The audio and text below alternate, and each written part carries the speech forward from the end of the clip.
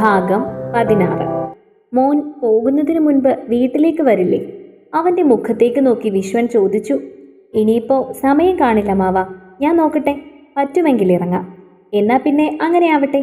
നിറഞ്ഞ മനസ്സോടെയായിരുന്നു വിവേക് തിരികെ പോയത്. വിവരമറിഞ്ഞപ്പോൾ വീണയ്ക്കും സമാധാനമായിരുന്നു.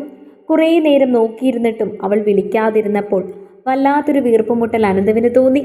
സാധാരണ ഈ സമയമാകുമ്പോൾ വിളിക്കുന്നതാണ്, ഇനി എന്ത് പറ്റിയാവോ? അവനും കൊതിച്ചിരുന്നു അവളുടെ ശബ്ദമൊന്ന് കേൾക്കുവാൻ. ഇത്രയും നാൾ അനന്തുവിൻ്റെ ഹൃദയം കാത്തിരുന്നത് അവൾക്ക് വേണ്ടിയായിരുന്നു. അമ്പലത്തിൽ നിന്ന് പോയിട്ട് വിവരം ഒന്നും അറിഞ്ഞില്ല. സുരക്ഷിതമായി വീട്ടിലെത്തിയോ എന്തോ. ആവലാതികൾ അവൻ്റെ മനസ്സിൽ നിറഞ്ഞിരുന്നു. തൻ്റെ ഹൃദയമിടിക്കുന്നത് മറ്റൊരാൾക്ക് വേണ്ടിയാണെന്ന സത്യം അവൻ മനസ്സിലാക്കുകയായിരുന്നു. അത്രമേൽ പ്രിയപ്പെട്ട ഒരുവൾക്ക് വേണ്ടി മാത്രം. ഇടയ്ക്കിടെ ഫോണിലേക്ക് അവൻ നോക്കാൻ തുടങ്ങി. അവൾ വിളിക്കാതെ വന്നപ്പോൾ പരിഭ്രാന്തിയേറി. എന്തുപറ്റിയെന്ന ചിന്ത അവനെ ഉലച്ചു തുടങ്ങി. കുറച്ചു സമയമായിട്ടും ഫോൺ വരാതായപ്പോൾ അവൻ കിരണിൻ്റെ ഫോണിലേക്ക് വിളിച്ചു. എന്താടാ ഫോൺ എടുത്തതേ കിരൺ ചോദിച്ചു. എടാ ഇതുവരെ വിളിച്ചിട്ടില്ല. ആര്? അവൻ മനസ്സിലാവാത്ത പോലെ ചോദിച്ചു. അത് ദിവ്യ. മടിയോടെ അവൻ പറഞ്ഞു. ഞങ്ങൾ അമ്പലത്തിൽ വെച്ച് കണ്ടിട്ട് പോയതാണ്. സന്ധ്യയ്ക്കായിരുന്നു പോയത്. ഇരുട്ട് വീണ് തുടങ്ങിയുണ്ടായിരുന്നുള്ളൂ. പക്ഷെ വിവരം അറിയാഞ്ഞിട്ടൊരു പേടി. വീട്ടിൽ ചെന്നോ എന്നുപോലും അറിയില്ല. സാധാരണ ഇപ്പോൾ വിളിക്കുന്ന, ഇതിപ്പോൾ ഒരു വിവരവുമില്ല. അല്പം മടിയോടെ ആയിരുന്നു അത് പറഞ്ഞതെങ്കിലും അവൻ്റെ ശബ്ദത്തിൽ നിലനിന്നിരുന്ന ആകുലത കിരണിന് മനസ്സിലായിരുന്നു. കിരണിൻ്റെ ചുണ്ടിൽ ഒരു ചിരിമിന്നി. നിനക്ക് അങ്ങോട്ട് വിളിച്ചു നോക്കായിരുന്നില്ലേ? അത് പറ്റില്ല, അവളുടെ അമ്മയുടെ ഫോണിൽ നിന്നാണ് വിളിക്കുന്നത്. ഇനിയിപ്പോൾ അവരാണ് ഫോൺ എടുക്കുന്നതെങ്കിലോ? അതെങ്ങാനും പ്രശ്നമായല്ലോ. എങ്കിലൊരു മെസ്സേജ് അയക്കായിരുന്നില്ലേ? അതൊന്നും പറ്റില്ല. എന്തെങ്കിലും പ്രശ്നമായ പിന്നെ ആ പെങ്കൊച്ചിന് എന്തെങ്കിലും പ്രശ്നം വന്നാലോ? മോനെ നന്ദു, നിനക്ക് വലിയ വിഷമമാണല്ലേ? ചെറുചിരിയോടെ കിരൺ ചോദിച്ചപ്പോൾ അറിയാതെ ഒരു പുഞ്ചിരി അവൻ്റെ ചുണ്ടിലും നിറഞ്ഞു നിന്നിരുന്നു. പെട്ടെന്നാണ് ദിവ്യയുടെ കോൾ വന്നത്. ശരി ശരി, ഞാൻ പിന്നെ വിളിക്കാം. അവൾ വിളിക്കുന്നു, ഞാൻ അങ്ങോട്ട് വിളിക്കാം. അവൻ ഫോൺ കട്ട് ചെയ്യാതെ തന്നെ അവളുടെ കോൾ ബട്ടൺ അമർത്തി. ഇതൊക്കെ കിരണിൽ അമ്പരപ്പായിരുന്നു ഉളവാക്കിയത്. ഹലോ. ഒരു പ്രത്യേക പരവേശം അവൻ്റെ വാക്കുകളിൽ നിന്നതുപോലെ അവൾക്കും തോന്നിയിരുന്നു. തിരക്കായിരുന്നു അനന്തുവേട്ട? അല്ല, നീ എന്താണ് വിളിക്കാഞ്ഞത്? അവിടുന്ന് പോയിട്ട് വിവരമൊന്നും അറിഞ്ഞില്ലല്ലോ. എന്താ അറിയാത്തതെന്ന് ഞാൻ പേടിച്ചിരുന്നു. ഇവിടെ വന്നപ്പോൾ ചേച്ചിയും മോനും അവിടുത്തെ അമ്മയും വന്നിട്ടുണ്ടായിരുന്നു. പിന്നെ കുറേ നേരം അവരൊക്കെ ഇവിടെ ഉണ്ടായിരുന്നു. അത് കഴിഞ്ഞ് ഇപ്പോഴാണ് വിളിക്കാൻ സമയം കിട്ടിയത്. ഞാൻ പേടിച്ചു പോയി. ആ വാക്കുകൾ അവളിലും ഒരു സന്തോഷം നിറച്ചിരുന്നു. ഞാൻ അങ്ങോട്ട് വിളിക്കണോ? ഫോണിൽ പൈസയുണ്ടോ? ഉണ്ട്, വിളിക്കണ്ട. ഞാൻ നാളെ രാവിലെ വിളിക്കാം. ഒരുപാട് സംസാരിക്കാൻ പറ്റില്ല. ഇവിടെ ചേച്ചിയുണ്ട്, ഒരാഴ്ച ചേച്ചി ഉണ്ടാവും. എങ്കിൽ വെച്ചോ, നാളെ നമുക്ക് കാണാം. തല ഓർമ്മയുണ്ടല്ലോ? ഉണ്ട്. പിന്നെ നിന്റെ കൂട്ടുകാരൊന്നും വേണ്ട കേട്ടോ, നീ മാത്രം മതി. അവൻ എടുത്തു പറഞ്ഞു. അതെന്താ? നമ്മുടെ ഇടയിൽ വേറൊരാൾ വരണ്ട. അവൻ്റെ മറുപടിയിൽ ഒരു പുഞ്ചിരി അവളിൽ നിറഞ്ഞു നിന്നിരുന്നു. എങ്കിൽ ഞാൻ നീതുവിനെ വിളിച്ച് പറയട്ടെ, ബസ് സ്റ്റോപ്പിൽ നിന്നാൽ മതിയെന്ന് പറഞ്ഞേക്ക്. അവൾ ഫോൺ കട്ട് ചെയ്തപ്പോൾ ഒരു വല്ലാത്ത മനസമാധാനം വന്ന് മൂടുന്നത് അവൻ അറിഞ്ഞിരുന്നു. ഈ സ്വരം ഒന്ന് കേൾക്കാഞ്ഞാണോ ഇത്ര നേരം തൻ്റെ ഹൃദയം തപിച്ചത്? ഇതൊക്കെ തന്നെയല്ലേ പ്രണയത്തിൻ്റെ ലക്ഷണങ്ങൾ? അവളില്ലായ്മയിൽ ഉരുകി തുടങ്ങുമ്പോഴല്ലേ അവളുടെ സാന്നിധ്യം എത്രത്തോളം തന്നിൽ സ്വാധീനം ചെലുത്തിയെന്ന് മനസ്സിലാക്കുന്നത്. പക്ഷേ ആ രണ്ടക്ഷരങ്ങൾ അവനെ വല്ലാതെ ആശയക്കുഴപ്പത്തിൽ കൊണ്ടുചെന്നെത്തിച്ചു. പക്ഷേ കൂടുതലൊന്നും ചിന്തിക്കാൻ അവനും ഇഷ്ടപ്പെട്ടിരുന്നില്ല. ഈ നിമിഷത്തെ സന്തോഷത്തിൽ ജീവിക്കാൻ അവൻ ആഗ്രഹിച്ചു. ആ നിമിഷങ്ങൾ അവസാനിക്കാതിരുന്നെങ്കിലെന്ന് അവൻ പ്രാർത്ഥിച്ചു. പിറ്റേന്ന് രാവിലെ 5 മണിയായപ്പോൾ ദിവ്യ അടുക്കളയിലേക്ക് വന്നിരുന്നു. ആ സമയത്ത് ആരുമുണ്ടായിരുന്നില്ല അടുക്കളയിൽ. 5:30 ആവാതെ അമ്മ ഉണരില്ല. അതുകൊണ്ട് തന്നെ അവൾ അരി കഴുകി പിന്നെ ഓരോ കൂട്ടാനുകളായി ഉണ്ടാക്കാൻ തുടങ്ങി. 5:30 ആയപ്പോഴേക്കും അമ്മ എഴുന്നേറ്റ് വന്നപ്പോൾ പൊതി കൊണ്ടുപോകാനുള്ള പകുതി സാധനങ്ങളും റെഡി ആയിട്ടുണ്ട്. മനസ്സിലാവാതെ മകളുടെ മുഖത്തേക്ക് അവർ നോക്കി. നിനക്കെന്തു പറ്റി? ഒന്നുമില്ല, ഇന്ന് ഞാൻ ഉണ്ടാക്കാമെന്ന് വിചാരിച്ചു. ഒന്നും ചെയ്യാതെ പഠിച്ചതൊക്കെ മറന്നുപോയാലോ? വീണ്ടും കുറേ നേരം അമ്മയെ സഹായിച്ചിരുന്നു. അതെല്ലാം കഴിഞ്ഞ് 2 പൊതിയും കെട്ടിയാണ് അവൾ കുളിക്കാനായി പോയത്. ആ സമയം മാത്രം അവളുടെ മുഖത്തേക്ക് നോക്കി അമ്മ ചോദിച്ചു, ഇതെന്താ 2 പൊതി? എൻ്റെ കോളേജിലുള്ള ഒരു കുട്ടിക്ക് വേണ്ടിയാ. അവളുടെ അമ്മയ്ക്ക് സമയമില്ല. രാവിലെ 2-3 വീട്ടിൽ ജോലിക്ക് പോകണം. അതുകൊണ്ട് അവൾ മിക്ക ദിവസവും കഴിക്കുന്ന പുറത്തുനിന്നാണ്. അപ്പോൾ ഞാൻ പറഞ്ഞു ഞാൻ കൊണ്ടു കൊടുക്കാമെന്ന്. അത് നന്നായി. ഉച്ചയ്ക്ക് കുട്ടികൾ വിശന്നിരുന്ന തലവേദന എടുക്കും. ഇതിനാണോ നീ ഉണ്ടാക്കിയത്? എന്നോട് പറഞ്ഞാൽ മതിയായിരുന്നല്ലോ, ഞാൻ ഉണ്ടാക്കിയനേല്ലോ. അത് സാരമില്ല, ഞാൻ തന്നെ ഉണ്ടാക്കണമെന്ന് എനിക്ക് നിർബന്ധം. അതുകൊണ്ടാ ഇനിയിപ്പോൾ എല്ലാ ദിവസവും പൊതി ഞാൻ ഉണ്ടാക്കിക്കോളാം. എനിക്ക് കുക്കിംഗ് പഠിക്കാനുള്ളൊരു എക്സ്പീരിയൻസ് കൂടി ആകുമല്ലോ. ഉത്സാഹത്തോടെ അവളത് പറഞ്ഞപ്പോൾ കാരണം മനസ്സിലായില്ലെങ്കിലും അമ്മ അതിന് സമ്മതിച്ചിരുന്നു. കുളിയൊക്കെ കഴിഞ്ഞ് പതിവിലും നേരത്തെ ഇറങ്ങുവാനായിരുന്നു അവൾ തീരുമാനിച്ചത്. ആളെ കണ്ടിട്ട് പോകുന്നത് കൊണ്ട് തന്നെ സമയത്തിന് ബസ് കിട്ടണമെങ്കിൽ പതിവിലും നേരത്തെ ഇറങ്ങണം. അമ്മ അച്ഛനോട് സംസാരിക്കണ നേരം നോക്കി അമ്മയുടെ ഫോൺ കൈക്കലാക്കി. നീതുവിൻ്റെ നമ്പർ ഡയൽ ചെയ്തു. എന്താടി, നീ ഇന്ന് വരുന്നില്ലേ? സാധാരണ വരാത്ത കാര്യങ്ങൾ പറയാനാണ് അവളെ രാവിലെ വിളിക്കുന്നത്. അതാണ് അവൾക്ക് ടെൻഷൻ. താൻ കൂടി ഇല്ലെങ്കിൽ അവൾ ഒറ്റയ്ക്കായി പോവും. അതല്ലടി, നീ ബസ് സ്റ്റോപ്പിൽ നിന്നാൽ മതി. ഞാൻ കാവിൽ പോയിട്ടേ വരുള്ളൂ. രാവിലെ കാവിലോ? അവിടെ എന്താണ്? അവിടെ ഒന്നുമില്ല. അനന്തുവേട്ടൻ വരാമെന്ന് പറഞ്ഞിട്ടുണ്ട്, കാണാൻ വേണ്ടിയാ. ഓഹോ, അവിടെ വരെ എത്തി കാര്യങ്ങൾ അല്ലേ? നടക്കട്ടെ നടക്കട്ടെ. ചെറുചിരിയോടെ നീതു അത് പറഞ്ഞപ്പോൾ ഫോൺ കട്ട് ചെയ്തു. പതിവ് പോലെ നന്നായി ഒരുങ്ങാൻ മറന്നിരുന്നില്ല. ഒരു പച്ച ചുരിദാറാണ് ഇട്ടത്. ഇതിട്ട ദിവസമാണ് ആദ്യമായി അനന്തുവേട്ടൻ ഇഷ്ടമാണെന്ന് പറഞ്ഞത്. അതിനുശേഷം ഒരു നിധി പോലെ കാത്തു സൂക്ഷിക്കുകയാണത്. സാധാരണ 6 മണി കഴിഞ്ഞ് നല്ല ഉറക്കം കിട്ടുന്നവൻ ഇന്ന് 5 മണിയായപ്പോൾ മുതൽ ഉണർന്നിരിക്കുകയാണ്. എന്താണെന്നറിയില്ല, ഉറക്കം അവൻ്റെ കണ്ണുകളെ തഴുകുന്നില്ല.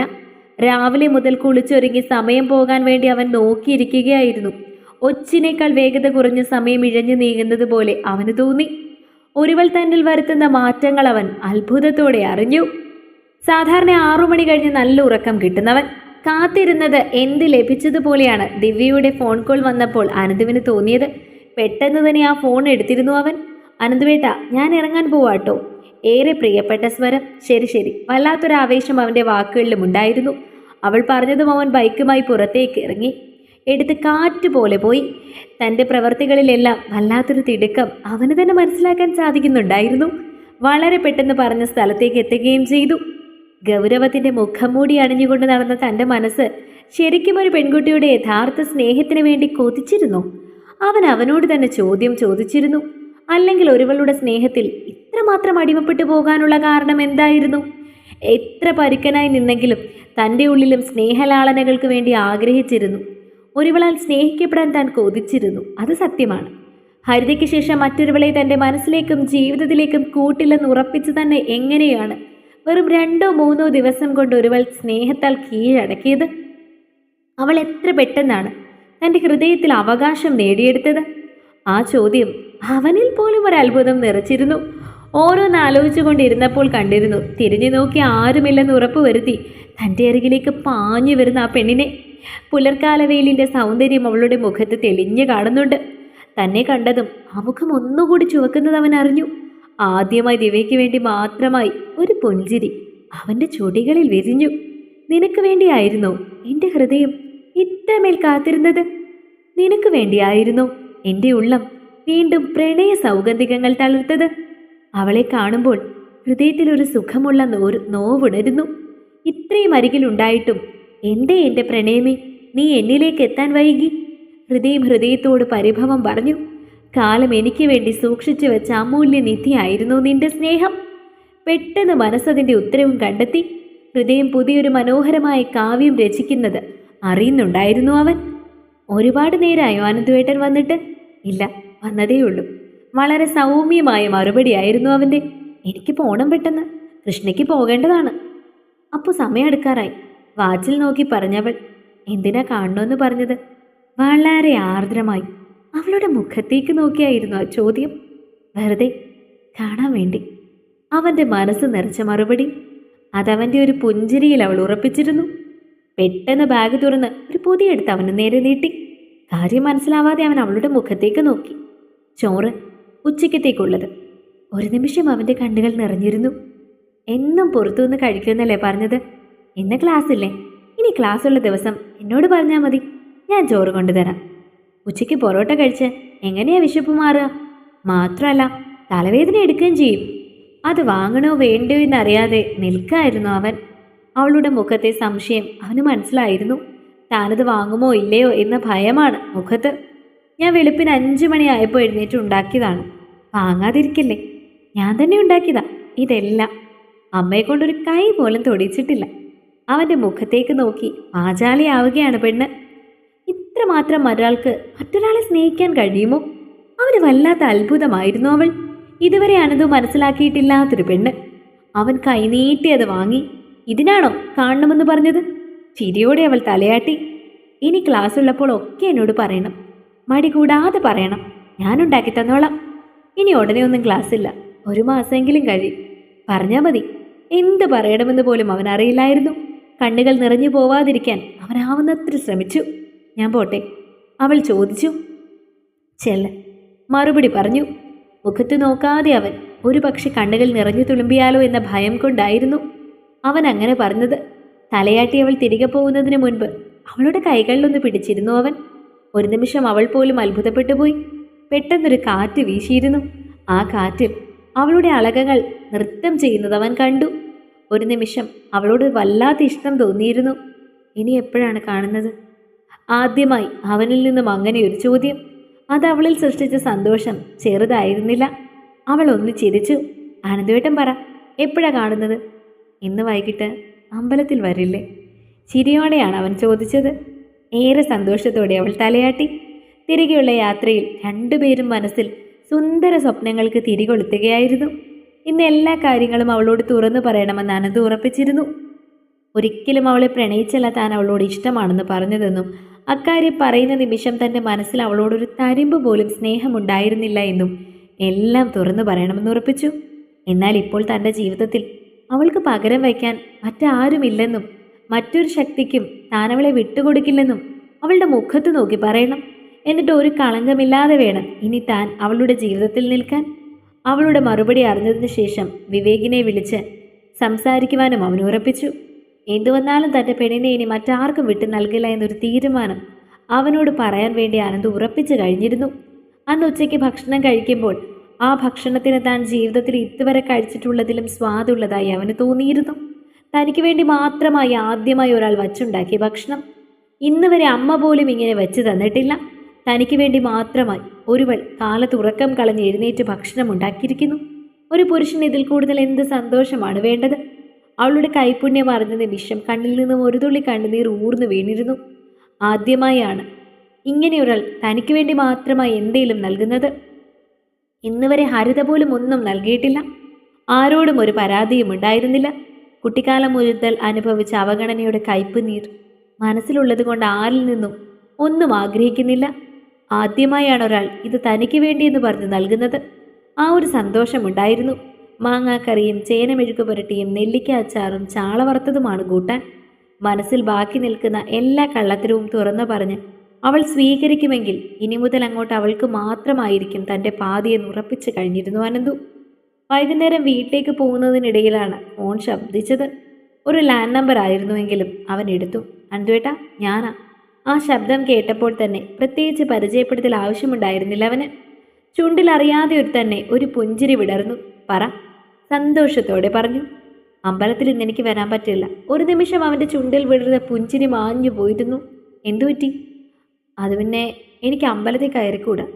അവളുടെ വാക്കുകൾ അവനിൽ നിരാശ നിറച്ചിരുന്നു. സാരമില്ല, നമുക്ക് നാളെ വേറെ എവിടെയെങ്കിലും വെച്ച് കാണാം. ഞാൻ വായനശാലയിൽ വരാം.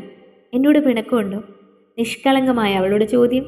ഇതിപ്പോൾ നിന്റെ കുഴപ്പം കൊണ്ടല്ലല്ലോ, പിന്നെ ചോറും കൂട്ടാനും കൊണ്ടല്ലല്ലോ. എന്തിനാ പിണക്കം? പിന്നെ ചോറിനും കൂട്ടാനും നല്ല രുചിയുണ്ടായിരുന്നു. ആണോ? ശരിക്കും ഇഷ്ടമായി? പെട്ടെന്ന് അവൾ വാചാലയായി.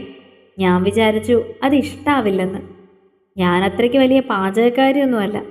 പിന്നെ അനന്തവേട്ടന് വേണ്ടി ഉണ്ടാക്കിയതുകൊണ്ട് ഞാനൊരു പ്രത്യേക സാധനം കൂടി ചേർത്തിരുന്നു. അതുകൊണ്ടാ രുചി. അതെന്താ?